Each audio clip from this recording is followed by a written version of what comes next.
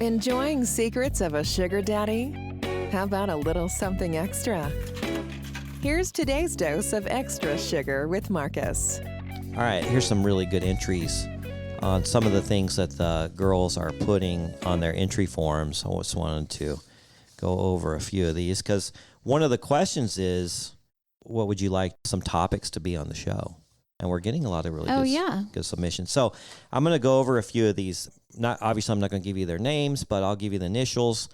And this one's from MV, and it says, what have you learned from our podcast? And she says, I didn't realize there is such a big community of like-minded individuals and others in the lifestyle locally. She found our podcast on Spotify. She's been a sugar baby for 1 year. One of her craziest sugar dating stories, it says, probably starting a meet and greet with a sugar mama for drinks and ending at the strip club. Interesting. Wait. This is a woman. Yeah. And she met a sugar mama on the on site. Seeking? Yeah. So would that mean that this woman put her profile on the men's side? Is that allowed? So I met this girl. I met her on the sugar baby side. And then she told me, though, that she had a profile as a sugar mama, and she also liked recruiting girls for herself. And then she did one for her brother. She got a girl for her brother who wasn't on the site. Yeah, What? Interesting. Yeah. She likes to go both ways. Okay. And she had some money, and she had a good job, so she didn't mind. But, yeah, she said she would actually go through as a sugar mama, even though she was a sugar baby herself. So that would mean that Seeking allows women to do a profile on the men's side? Yeah, I'm not sure how that works. But Well, I've seen couples. I've seen couples too. But there's always a man Mhm. and a woman. I've never seen just a woman, nor have I seen like two women. So, We'll have to look into that. yeah. She says, what topics would you like to hear about on future shows? She says, the differences in sugar dating in different locations, globally, nationally, culturally, or just crazy stories, personal experiences. I think those are good suggestions for future shows. We do a lot of that anyway. Oh, we sure do. All right. Next submission here is M&M. That's our initials, M&M. She says, Is she a white rapper? wait a minute. This is just a letter. I'll save this one. Hold on. All right. So the next submission is from DS. And she is actually from Canada. Says, what have you learned from our podcast? I learned to respect my limits, my desires, goals, and to communicate better with my SD. She found our podcast through Spotify when she was looking for advice. She's been a sugar baby for 1 year.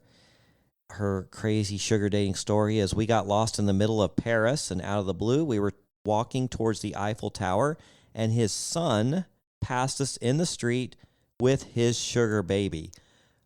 Both did not know they were into this lifestyle. That's funny. How crazy is that? That is way crazy. Oh my gosh. I have a similar story, but this was mortifying. So, I'm from a small town. Mm-hmm. And I was in the lingerie shop with Trucker, and a kid from my town, a girl who probably graduated last year, recognized me, called out my name, came up and gave me a big hug. And I never felt so awkward in my life that I ran into somebody, a very young girl from my hometown. Wow. In the lingerie shop. It was so awkward. Yeah. I know I went every shade of red there is. And I was like, we got to get out of here. Why? Because I know that girl. She's from my small town. Okay, let's go. I so want to segue into a story that I'm going to share with you, but I got a couple letters left. Okay. But I have a story that segues right into that. Very similar to, you're know going to hear what it is. Yeah, we're going to discuss that. Okay. All right, another submission, and these aren't all of them. I just picked a few for today's show, but this is from PL, and it says, she's from the U.S., says, what have you learned from our podcast? And she says, not enough people are listening. This needs to go to the masses. I agree. She found it on Spotify search. You know what? We're finding that Spotify seems to be. And what's interesting about that, though, is that most women have iPhones that I find. The majority of women have iPhones. So you would think they would find it through Apple Podcast, but they're finding it through Spotify. I don't know. Yeah. Anyway, that's what our survey is showing us so far. Okay. How long have you been a sugar baby? She says 3 years. Do you follow us on Instagram? Yes. And she gave us her Instagram name. And she's cute as a button. I've seen her Instagram. Says, what is your craziest sugar dating story? Well, I'd met a guy through Tinder that I date traditionally that has a career background in the adult dating industry. He was the director of marketing for a very well-known adult website that had blown up in 2015. Yep, our first date, we both had connected on the business side versus the girl on the other end of those dates. Throughout our time together, he has coached me on how to present myself to certain profiles of men, how I can work numbers, set goals for the outcomes of each arrangement, and has also leveled up my quality of life as to not undervalue myself.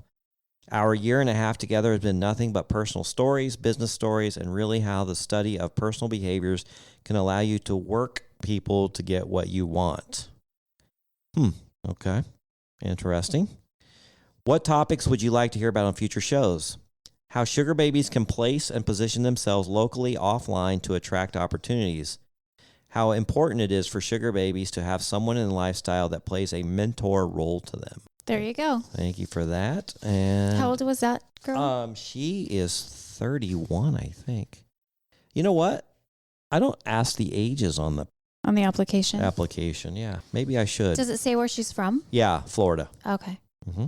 She also wrote in an email. It says, hey there, I'm so glad I discovered your podcast. Absolutely goldmine here. I took a look into your socials and your TikTok presence caught my eye. In your marketing plan, is this a platform that you are placing a great deal of focus on? I really believe you're leaving some value on the table with this one. Oh, we're leaving a ton of value on the table. All of the value. Because I don't have time. I'm launching a tech company. I'm working hard on that. I'm got my Airbnbs. We're doing some remodels, fix and flips, dating. Who has time for that? Nobody has time for that. No, ain't nobody got time for that. No, I wish somebody would step up, maybe contact me. And if you're a social media expert and you can help us with our social media presence, I know we have such a potential to tap into. And I do what I can when I can, but it's not great. You know, I am getting a lot of Instagram messages from people. Mm-hmm. I just chatted yesterday with a lady from UK. She has over 50,000 followers. I noticed she was following Seeking, so I followed her. And she instantly reached out to me and says, hey, I feel honored about the follow. And I have so many questions for you. And she just opened up and wrote me pages of things. But they were all, it was a lot of personal information, but it was all good information that she had been struggling with and was trying to get answers with. And so she started listening to our show just like in the last couple of days. And she's like, oh my God, this is great. This is what I'm looking for. So we'll have to check back with her. Yeah. But that was through maybe we can get her to Instagram. Zoom in. And I love her. Like, she actually sent me some voice messages through Instagram. Mm-hmm. And I love the way she sounds. There's nothing sexier than a British accent. Yeah, she had a great sound to her. So I just got a couple more, and then we're going to get into some really interesting things. Oh, okay. Here's another submission. This is from our friend. She's locally. I've read some of her letters on air before, and they're quite salacious. So. Oh, yes. Hold on. This girl. Let me buckle up. Yeah. All right. So this is our friend locally. Her name starts with an A. Says, what have you learned from our podcast? You ready for this? This girl's fun. I've learned tips and tricks on how to give better blowjobs, how to be safe, how to set up a good profile, how to go car shopping, how you should ask about payment, how not to get scammed. And yes, we have talked about every one of those things. Mm-hmm. Indeed, we have, sir. How did you find our podcast? From Marcus's profile on Seeking. Well, that was before I got banned. I used to kind of have a little tidbit in there about the podcast. The old profile. That was the old one. The old Marcus. That one's no longer active. How long have you been a sugar baby? 1 year. Do you follow us on Instagram? Of course I do. And Kiki as well, which is Kimmy. Mm-hmm. What is your craziest sugar dating story? The one email you read on air about me squirting for the first time with a married couple. I fisted the wife and ate her out after she used a pussy pump on herself and stretched out her vagina. The best pussy ever. What? I told you. What episode was this? I think I read that on a Extra Sugar. Okay. Maybe you didn't catch that one. No, sir, I did not. She then fell asleep after I fisted her because she said she was so drained. Then the husband tried stretching me out with a huge dildo, and when that didn't work because I'm so small and tight down there, he fingered me to make me squirt for the first time ever. Then I left. The husband sent me home with the dildo so I could slowly try stretching myself out. It was so big and scary looking, not even a real dildo shape. Never used it again. I can handle big, but this was massive. This is I love this girl. TMI. Yeah, she's fun. Wow. What topics would you like to hear about in future shows? I would love you to bring back the blowjob girls and have a class. What a fun show just listening to that class. And we did talk about that. Amy and Angie got into that. Amy is a self-proclaimed expert, and she is amazing. I can just tell you that, and we'll just leave it right there. Yeah. All right. And then finally, this one is from M. And she also had a submission to the contest. She says, you might recognize the name from my submission to the contest. I just wanted to send out an add-on that I forgot to mention when submitting the entry. When you asked about things I'd like to hear on the podcast, it was so hard to think of something on the spot, but I feel like it would be interesting to talk about the lesbian bi side to sugar dating. A sugar mama dynamic, and maybe having one as a guest on an episode could be valuable. Just a thought. Thank you. Well, he is back, and that's exactly what he talks about. Yeah. Matter of fact, what was it, episode 104? I think so. Yeah. All right. Actually, I do have one more letter here. It's from another girl named M. Oh, this is the M&M. This is the one I started earlier, and I put it to the side. Okay, ready?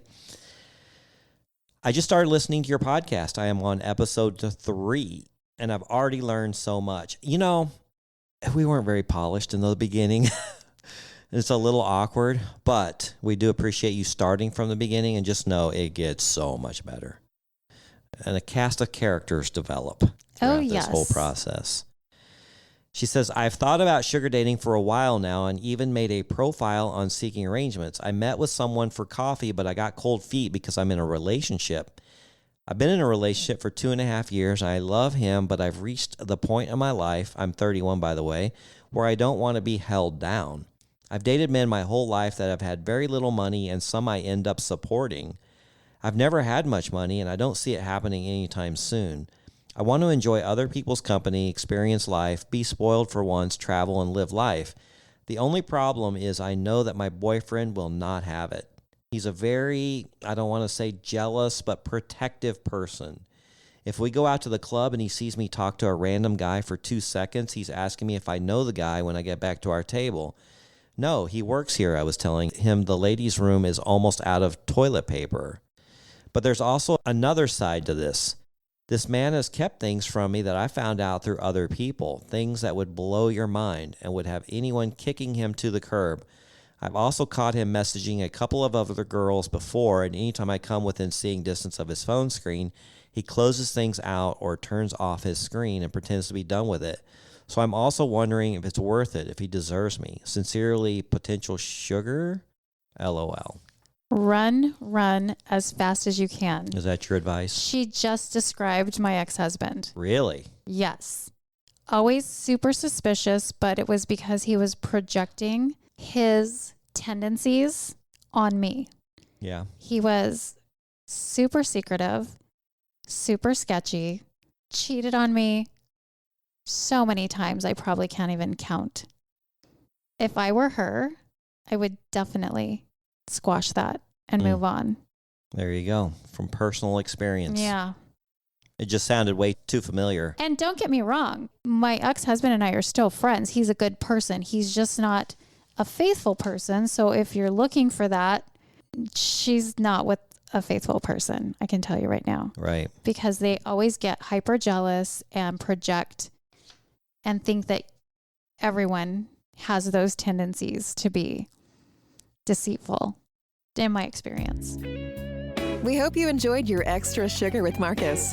As always, visit our website, secretsofasugardaddy.com, to comment or tell us your story.